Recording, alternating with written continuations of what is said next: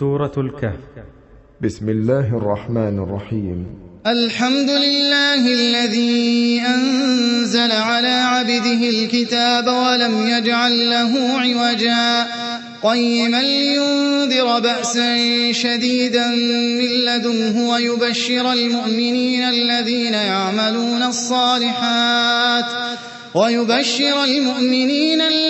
يعملون الصالحات أن لهم أجرا حسنا ماكثين فيه أبدا وينذر الذين قالوا اتخذ الله ولدا ما لهم به من علم ولا لآبائهم كبرت كلمة تخرج من أفواههم إن يقولون إلا كذبا فلعلك باخع نفسك على آثارهم إن لم يؤمنوا بهذا الحديث أسفا إنا جعلنا ما على الأرض زينة لها لنبلوهم أيهم أحسن عملا وإنا لجاعلون ما عليها صعيدا جرزا أم حسبت أن أصحاب الكهف والرقيم كانوا من آياتنا عجبا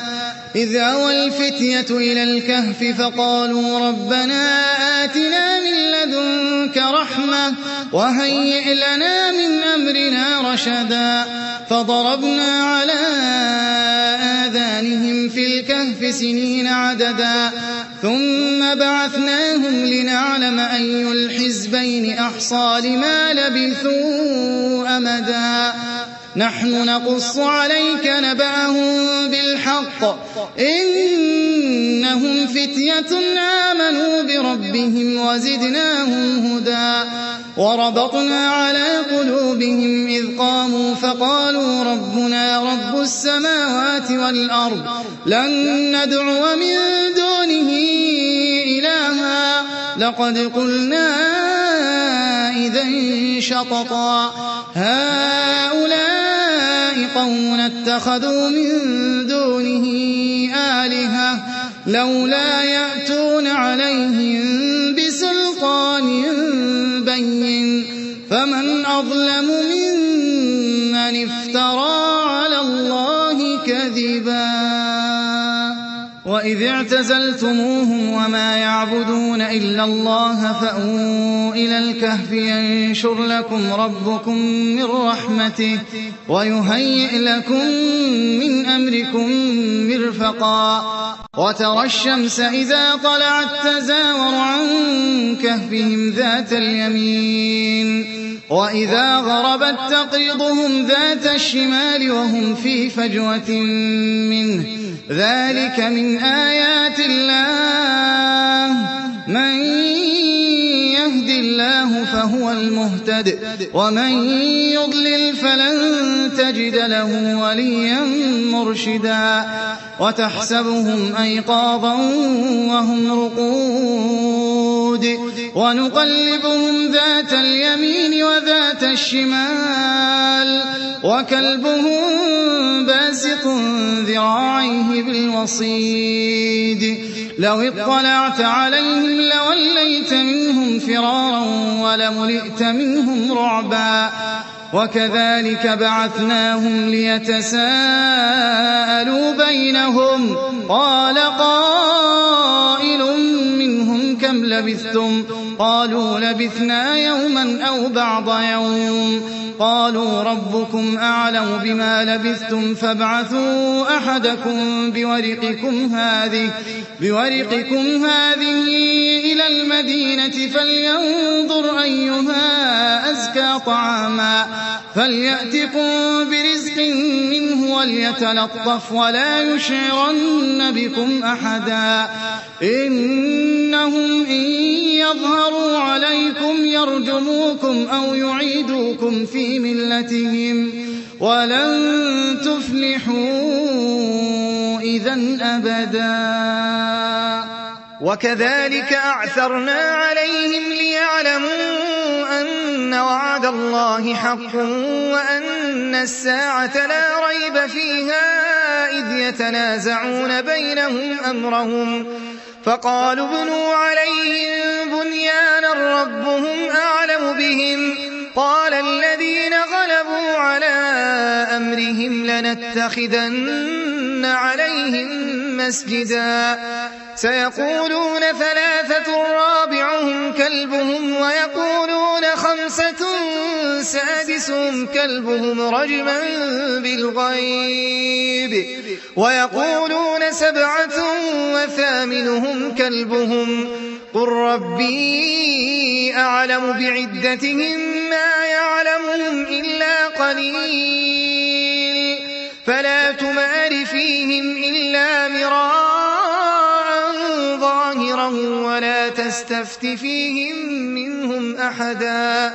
ولا تقولن لشيء إني فاعل ذلك غدا إلا أن يشاء الله واذكر ربك إذا نسيت وقل عسى أن يهديني ربي لأقرب من هذا رشدا ولبثوا في كهفهم 300 سنين وازدادوا 9 قل الله أعلم بما لبثوا له غيب السماوات والأرض أبصر به وأسمع ما لهم من دونه من ولي ولا يشرك في حكمه أحدا واتل ما أوحي إليك من كتاب ربك لا مبدل لكلماته ولن تجد من دونه ملتحدا واصبر نفسك مع الذين يدعون ربهم بالغداة والعشي يريدون وجهه ولا تعد عيناك عنهم تريد زينة الحياة الدنيا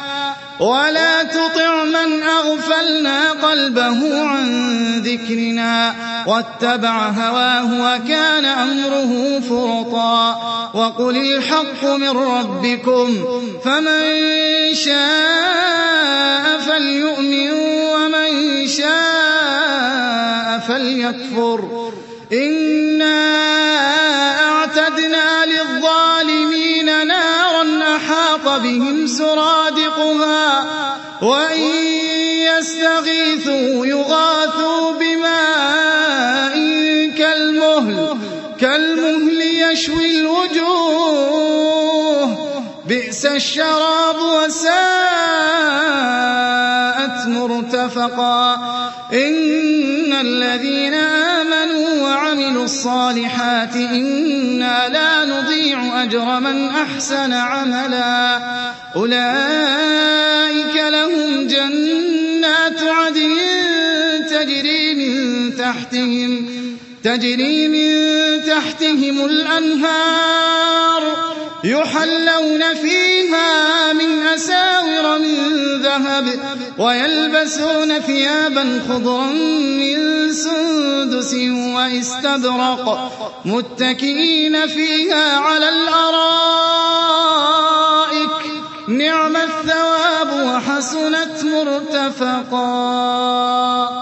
واضرب لهم مثل الرجلين جعلنا لأحدهما جنتين من أعناب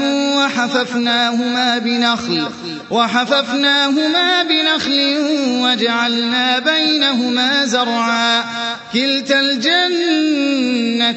آتت أكلها ولم تظلم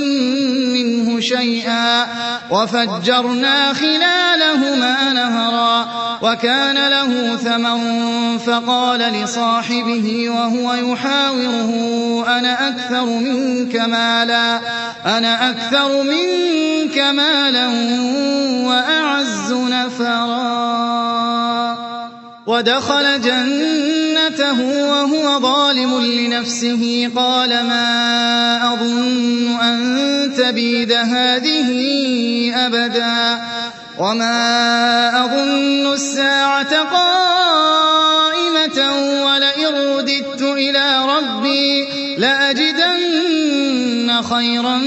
منها منقلبا قال له صاحبه وهو يحاوره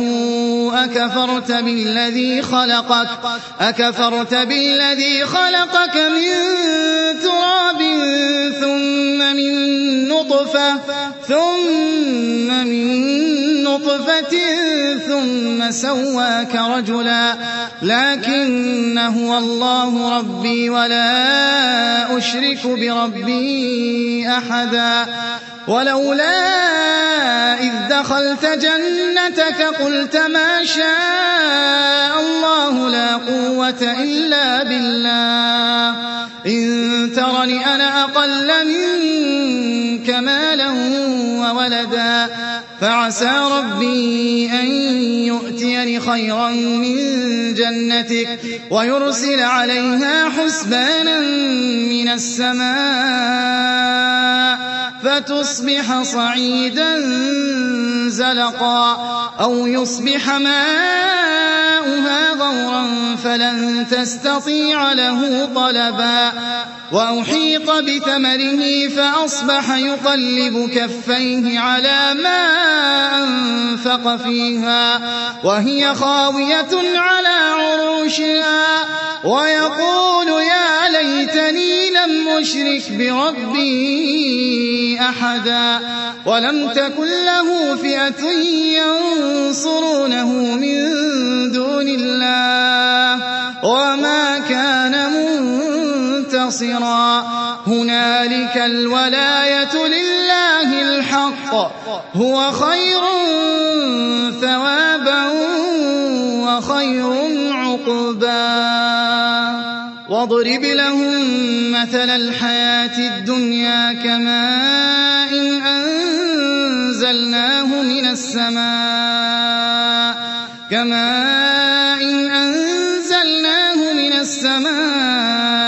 فاختلط به نبات الأرض فأصبح هشيما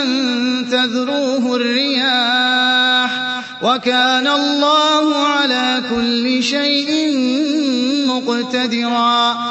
المال والبنون زينة الحياة الدنيا والباقيات الصالحات خير عند ربك ثوابا وخير أملا ويوم نسير الجبال وترى الأرض بارزة وحشرناهم فلم نغادر منهم أحدا وعرضوا على ربك صفا لقد جئتمونا كما خلقناكم أول مرة بل زعمتم أن لن نجعل لكم موعدا ووضع الكتاب فترى المجرمين مشفقين مما فيه ويقولون يا ويلتنا ما لهذا الكتاب لا يغادر صغيرة ولا كبيرة إلا أحصاها ووجدوا ما عملوا حاضرا ولا يظلم ربك أحدا وإذ قلنا للملائكة اسجدوا لآدم فسجدوا إلا إبليس كان من الجن ففسق عن أمر ربه أفتتخذونه وذريته أولياء من دوني وهم لكم عدو بئس للظالمين بدلا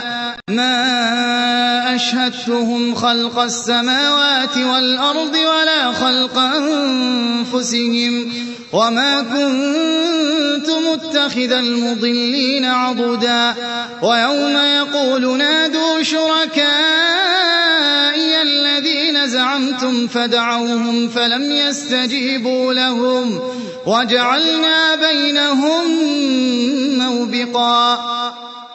ورأى المجرمون النار فظنوا أنهم مواقعوها ولم يجدوا عنها مصرفا ولقد صرفنا في هذا القرآن للناس من كل مثل وكان الإنسان أكثر شيء جدلا وما منع الناس أن يؤمنوا إذ جاءهم الهدى ويستغفروا ربهم إلا أن تأتيهم سنة الأولين أو يأتيهم العذاب قبلا وما نرسل المرسلين إلا مبشرين ومنذرين ويجادل الذين كفروا بالباطل ليدحضوا به الحق واتخذوا آياتي وما أنذروا هزوا ومن أظلم ممن ذكر بآيات ربه فأعرض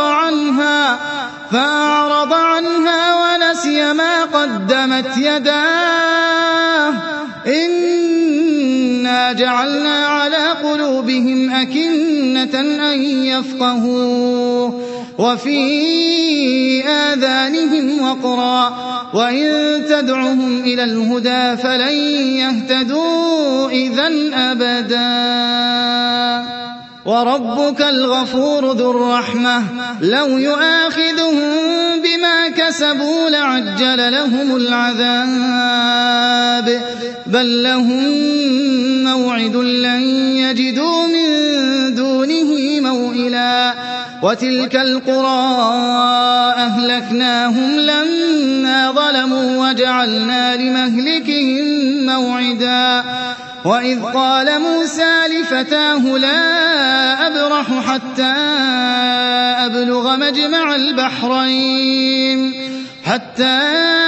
أبلغ مجمع البحرين أو أمضي حقبا فلما بلغا مجمع بينهما نسيا حوتهما فاتخذ سبيله في البحر سربا فلما جاوزا قال لفتاه آتنا غداءنا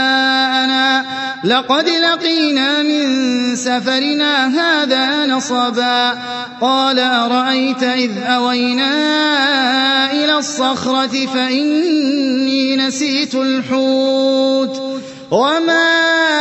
أنسانيه إلا الشيطان أن أذكره واتخذ سبيله في البحر عجبا قال ذلك ما كنا نبغي فارتدا على آثارهما قصصا فوجدا عبدا من عبادنا آتيناه رحمة من عندنا وعلمناه من لدنا علما قال له موسى هل أتبعك على أن تعلمني مما علمت رشدا قال إنك لن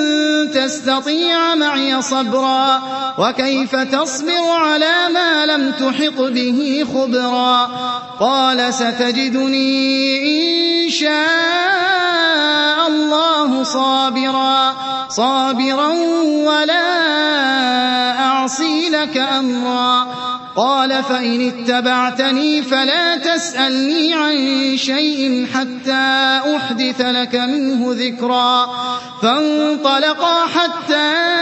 إذا ركبا في السفينة خرقها قال أخرقتها لتغرق أهلها لقد جئت شيئا إمرا قال ألم أقل إنك لن تستطيع معي صبرا قال لا تؤاخذني بما نسيت ولا ترهقني من أمري عسرا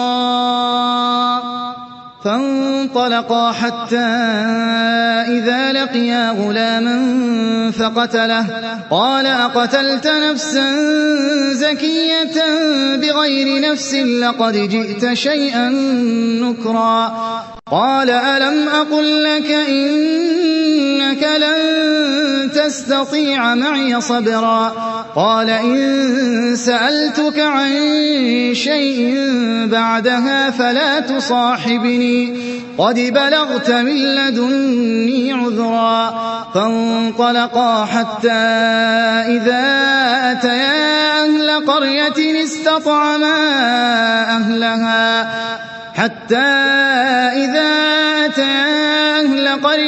استطعما أهلها فأبوا أن فوجدا فيها جدارا يريد أن ينقض فأقامه قال لو شئت لاتخذت عليه أجرا قال هذا فراق بيني وبينك سأنبئك بتأويل ما لم تستطع عليه صبرا أما السفينة فكانت لمساكين يعملون في البحر فأردت أن أعيبها وكان وراءهم ملك يأخذ كل سفينة غصبا وأما الغلام فكان أبواه مؤمنين فخشينا أن يرهقهما طغيانا وكفرا فأردنا أن يبدلهما ربهما خيرا منه زكاة وأقرب رحما وأما الجدار فكان لغلامين يتيمين في المدينة وكان تحته كنز لهما وكان أبوهما صالحا فأراد ربك أن يبلغا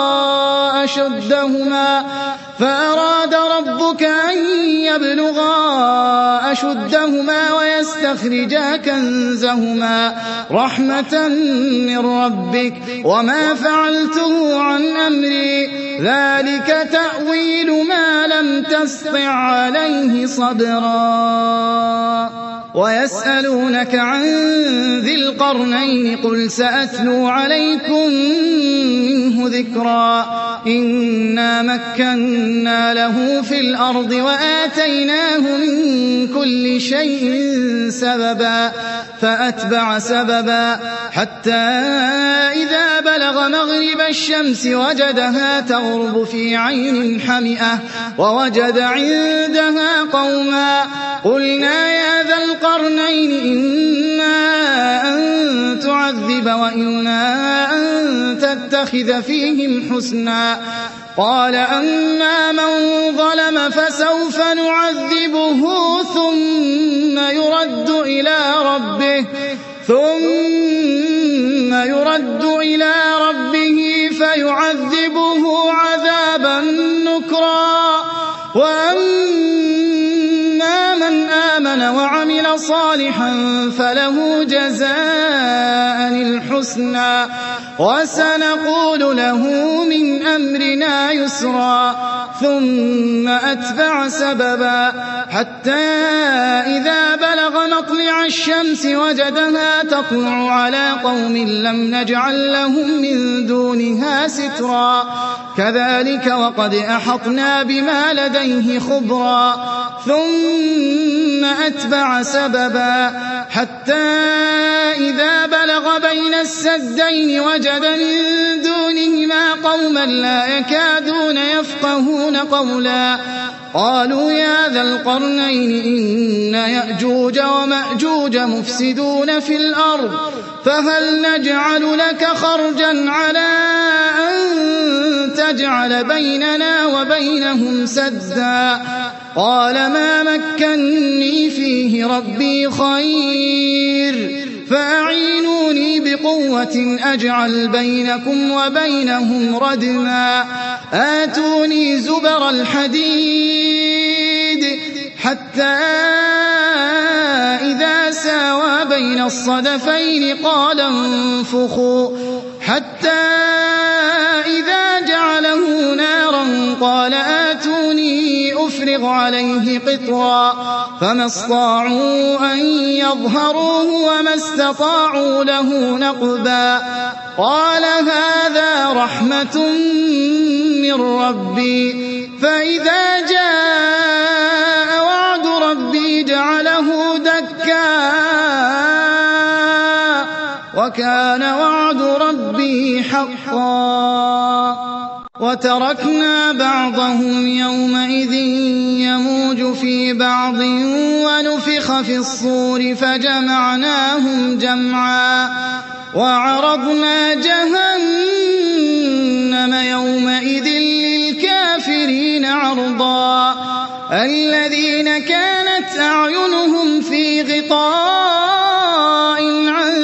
ذكري وكانوا لا يسمعون يستطيعون سمعا أفحسب الذين كفروا أن يتخذوا عبادي من دوني أولياء إنا أعتدنا جهنم للكافرين نزلا قل هل ننبئكم بالأخسرين أعمالا